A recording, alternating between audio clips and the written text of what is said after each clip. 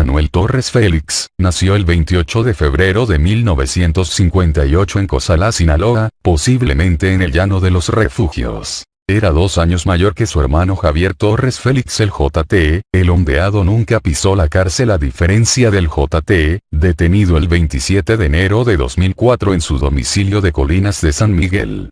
Antes de morir el ondeado tuvo grandes pérdidas como amigos familiares y 2 de sus hijos fueron ejecutados como parte de la guerra contra los hermanos Beltrán Leiva. En Sinaloa, Manuel Torres ascendió a operador financiero y brazo armado del cártel de Sinaloa, luego de la ruptura que generó la detención de Alfredo Beltrán Leiva el Mochomo, y la vendetta violenta de Arturo Beltrán, el Barbas. Primero fue el ataque contra Joel Torres Jiménez, hijo de el JT en un billar, la que abrió un frente de guerra. El 18 de agosto, con el asesinato en Montebello de Atanasio Torres Acosta, se firmó esa guerra y pronto en las calles de Culiacán se desataron enfrentamientos. Desde entonces, y debido a que el Barbas le decía ondeado en los mensajes localizados en hombres decapitados, Manuel Torres, que era el M1, pasó a ser el ondeado. Decenas de cadáveres poblaron las calles y baldíos de la capital, nombrando su nuevo apodo, guerreando contra el Barbas. Pero fue hasta el 20 de septiembre de 2008, cuando el ejército filtró a los medios una fotografía de él y su sobrino Misael Torres Urrea, en que su rostro cobró relevancia en las redes sociales y en composiciones de narcocorridos. La imagen había sido hallada en un rancho de El Carrizal, donde aseguraron armas y municiones.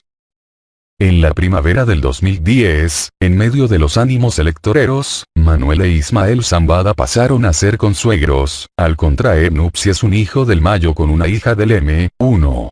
Calmada la guerra, en el 2011 fue exhibido como uno de los más buscados por la OFAC y la PGR. En febrero de 2012, cayó un operativo militar en la higuera de El Salado, donde se presumió iban por él.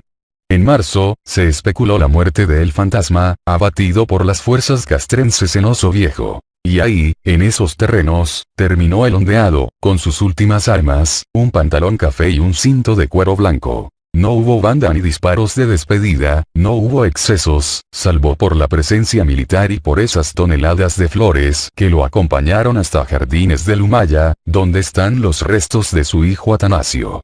Sobre el funeral de Manuel Torres, hasta parecía el adiós de un hombre de bien. Manuel Torres Félix le dijo a su gente que lo dejaran solo. Y le cumplieron. Sus exequias estaban lejos de ser las del gran capo, a pesar de los esfuerzos. Pocos fueron a su funeral. Quizá por esa soledad, terca y abrasiva, fueron compradas coronas y arreglos florales. Las florerías del sector tuvieron su repunte en las ventas. Hubo coronas para el ondeado, para el M1, de 500 rosas, a un precio de 10,000 pesos. Ataúd de faraón para un capo que se quedó solo. El féretro, metálico y chapeado en oro, junto con todo el servicio funerario contratado por la familia, tuvo un costo cercano a los 620,000 pesos. Manuel Torres Félix vivía en el monte. Su rabia creció y se alimentó con una materia prima. El homicidio de uno de sus hijos, Atanasio, en abril de 2008. Estos ataques se dieron luego del resquebrajamiento del cártel de Sinaloa y las pugnas con los hermanos Beltrán Leiva. Rara vez, confiesan fuentes, venía a la ciudad. Y no pasaba más allá de Cozalá.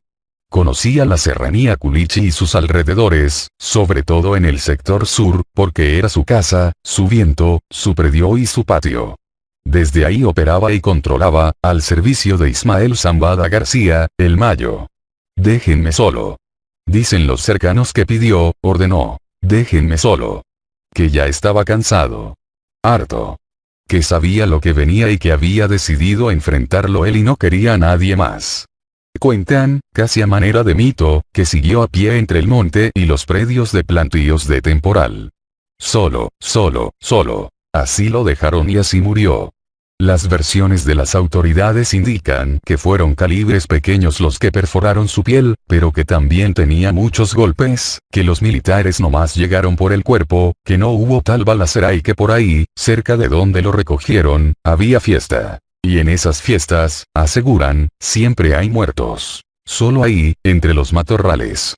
Parecía sonreír ese cadáver.